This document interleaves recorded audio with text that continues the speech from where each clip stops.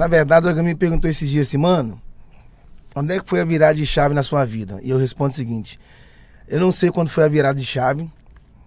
Aí eles perguntam assim, mas como é que você cresceu? E eu falo, eu também não sei. Ah, mas como assim você não sabe explicar como você cresceu? E eu falei, não. Por quê? Porque qualquer crescimento que você explica, então não foi Deus que te fez crescer. Porque quando Deus te faz crescer, você não consegue explicar. Porque a geografia de Deus é diferente da sua.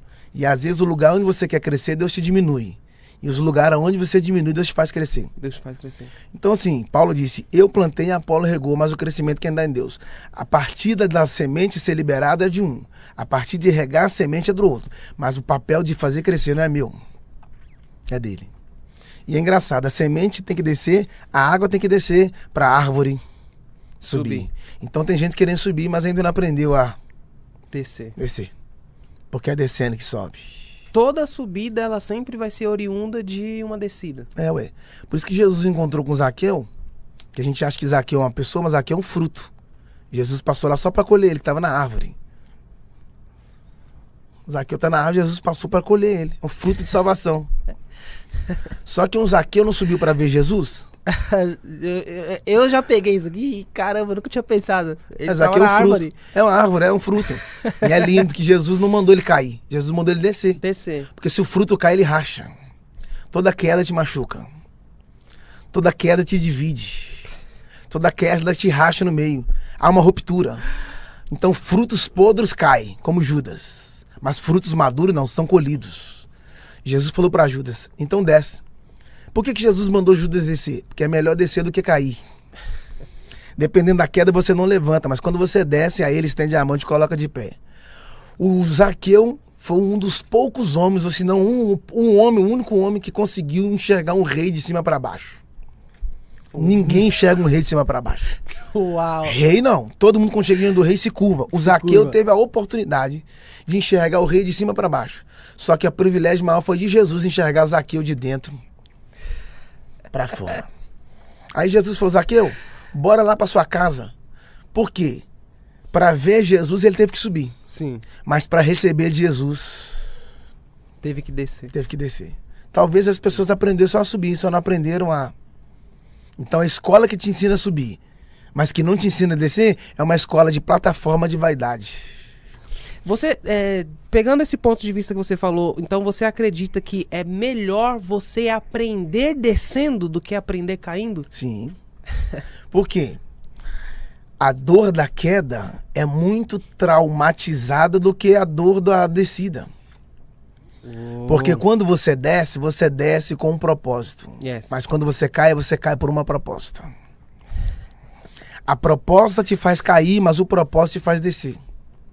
Ó, todo mundo que subiu, Deus fez descer. E todo mundo que desceu, Deus arrumou um jeito de fazer subir.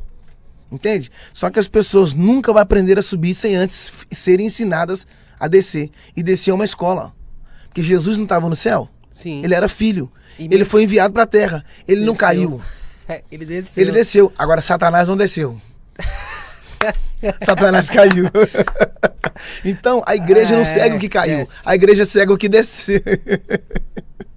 É sobre você descer. Descer é muito diferente de você cair, né? Cara, olha só. Quando você chega numa árvore que os frutos já estão no chão, Sim. eles não foram colhidos. Eles caíram.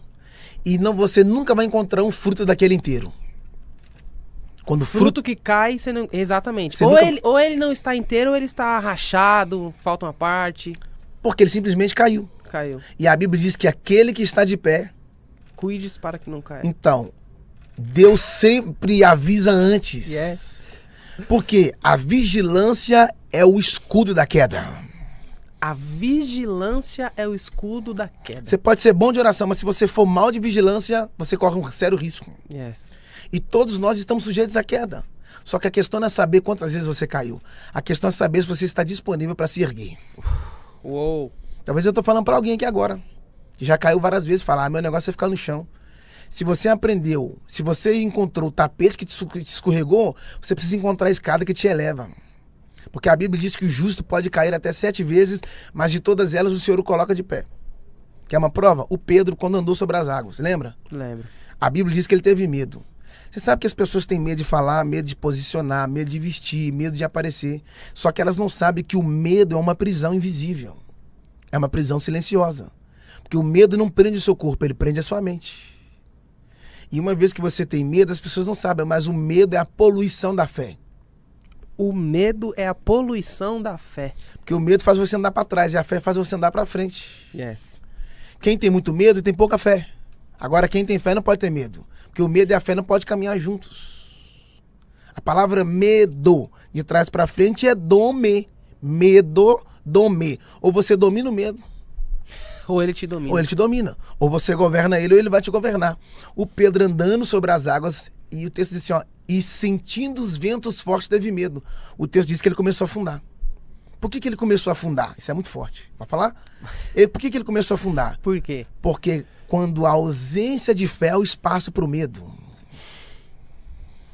Eu só posso andar pela fé quando eu deixei de dar passos por causa do medo. E aí quando ele começa a afundar, nenhum dos discípulos ajudou ele. Ninguém estendeu a mão, ninguém jogou corda. Sabe por quê? Por quê? Porque ele gritou, Senhor, salva-me. Se ele pedisse ajuda, João ia ajudar. Se ele pedisse socorro, o Tomé ia fazer alguma coisa. Mas ele falou, salva-me aos discípulos. Salvação não é com a gente, não é. Só com... Só com ele.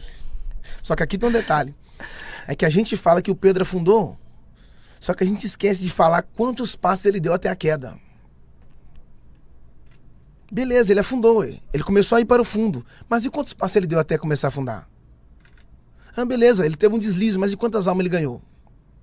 Ele teve um deslize, beleza, mas e quantas pregações ele teve?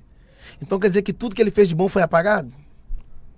Acertou bastante no primeiro erro, ele já não... Já não serve mais. Aí Jesus foi lá e estendeu. E no mesmo lugar que o Pedro afundou, foi no mesmo lugar que Jesus levantou. Só que tem um detalhe, quando ele afundou na ida. Na volta, não. Porque na ida, quando ele foi sozinho. Mas quando ele retornou, ele voltou de mão dada com Jesus. Quando a gente fala assim sobre Pedro, o que é interessante é que existe uma sequência ali, né? Porque primeiro as algemas caem e a porta abre, né? Então, ou seja, primeiro aquilo que estava preso, caiu as algemas e depois a porta abriu. Não é a porta que abre primeiro e as algemas as algemas caem na sequência. Isso a gente pode dizer que toda vez que Deus for fazer uma obra, vai ser sempre assim, de dentro para fora, seguindo um cronograma, seguindo um roteiro certo, sempre libertando você primeiro daquilo que te prende, para depois te conectar a uma nova porta que vai te fazer sair desse ambiente. Meu Deus. Primeiro, por que Deus tem que fazer as algemas cair para depois abrir a porta? Porque quando você está com a algema no braço, no pé, a sua mente também está trancada. Você sempre vai olhar para as algemas.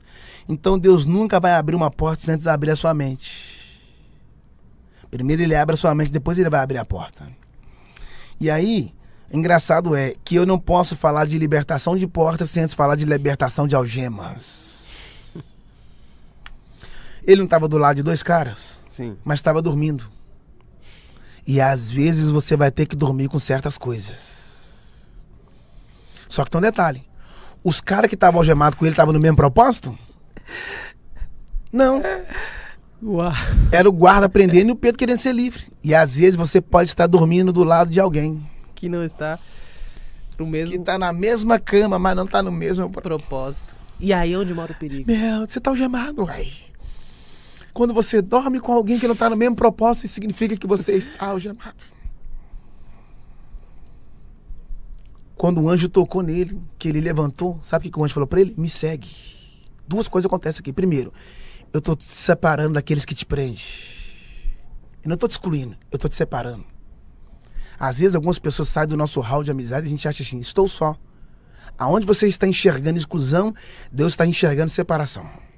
Tem pessoas que, se Deus quisesse manter do seu lado, ele tinha dado um jeito. Ele é o mestre em repor. Para cada pessoa que ele tira, ele tem alguém preparado para trazer e colocar no lugar. Mas aqui tem um outro detalhe. Quando o anjo mandou Pedro levantar e o anjo mandou ele seguir, sabe o que o anjo falou para Pedro? Calça a sandália. Pera aí, André. Deus, o anjo mandou Pedro calçar a sandália? É. Por que o anjo mandou Pedro calçar a sandália? Porque em Moisés, o que Deus falou com ele? Quando ele chegou no horário, dos seus pés. tira. Então na lei você tira. Mas na graça você... My God! Por que Deus, o anjo mandou Pedro tirar a sandália? Quem quê? colocou as algemas? O anjo ou os homens? Os homens. Quem colocou Pedro na prisão? O anjo ou os homens? Os homens. Então tudo que os homens colocou, o anjo mandou tirar. Mas quem tirou a sandália? Os homens. Quem tirou a capa? Os homens. E quem mandou colocar no lugar? Foi Deus. Então Deus está dizendo, tudo que está fora de ordem, eu estou te chamando para colocar as coisas nos devidos lugares. Talvez a sua vida está uma bagunça, mas Deus só está te chamando porque Ele quer colocar as coisas que estavam... Ah, vocês não estão... Talvez a sua vida está uma bagunça, mas Deus ele está te chamando para colocar as coisas em ordem, as suas emoções, seu temperamento, as suas amizades, seus relacionamentos, precisa colocar em ordem. E o mais profundo, sabe o que é? Anjo não voa? Sim. Anjo voa ou não voa? Sim. Anjo voa, cara. Sim. Tanto que o anjo veio de cima. E aqui é o profundo. É que quando o anjo saiu da cadeia, o anjo falou para Pedro, me segue. Mas Pedro não voa, não é? O Pedro anda. Agora o anjo teve que descer o nível. Porque Deus só opera na onde você opera. Já que você não pode voar, então eu vou andar com você. Só que tem um detalhe. O anjo mandou Pedro seguir ele. Porque a liberdade era do Pedro, mas a direção... Era de Deus. A liberdade é sua, mas a direção é dele. Então não estrague a sua liberdade com as suas próprias decisões. Porque decisões definem destinos. Decisões definem destino. E Pedro segue, né? Ele só segue. Ele... Quando chegou num certo lugar, sabe o que o anjo fez? Ele não fala nada, né? Ele só Nada, segue. Você nada. não vê o texto, não fala que ele, né, conversou. Já etc. que nós estamos nesse texto, então lá vai. O anjo segue. Nem ia falar sobre isso. O anjo segue. My God. E o Pedro segue, né? Ou melhor, o Pedro segue. Sim. Porque quem segue não está na frente. Quem segue está atrás. Quem segue está atrás. E quem está na frente tem que dar direção para quem está atrás. Então, às vezes, você está querendo assumir a frente, mas precisa saber se você tem direção para quem está vindo atrás de você. Porque às vezes você está querendo ocupar um lugar de liderança, mas precisa saber se você tem direção para os seus liderados. Porque liderança não tem a ver com a posição, liderança tem a ver com destino. Entende? Liderança tem a ver com destino. Líder não é aquele que cria cópias. Líder é aquele que inspira pessoas. Líder inspira pessoas. E não cria cópias. Quando o anjo seguiu ele, que chegou na rua, sabe o que aconteceu? O anjo subiu. Pedro não é anjo, hein? Pedro não sobe. Não tem como subir. Mas ele vai ter que continuar o trajeto. E aí é o mistério. O fato do anjo subir não significa que o anjo está só. Não significa que o Pedro está só. Porque o anjo está do lado de fora, mas o espírito está do lado de dentro. O anjo subiu e o Pedro continua orando. E sabe onde é que o Pedro vai parar? Lá na casa dos irmãos que estavam orando aí desde o começo. Porque toda bênção tem endereço. Toda bênção tem endereço. O Pedro voltou para a casa onde eles estavam orando. E mais profundo, quando Pedro bateu na porta. Isso é profundo. Nas prisões que Pedro saiu, ele não precisou sair. Ele não precisou bater na porta. Você falou aí, a porta abriu sozinha, ele saiu. Sim. Ele não precisou bater. Sim. Para sair, ele não precisou bater. Mas para entrar... Porque se toda porta que você chegar estiver aberta, você vai esquecer o hábito de... bater. E bater tem a ver com acesso. Então, por isso que quando Jesus esteve na cruz, que eles pegou o martelo e começou a bater os pregos. Yes. E na medida que os pregos estavam entrando na pele dele, era Deus abrindo um caminho pelo véu da sua carne para que nós pudéssemos acessar um novo lugar.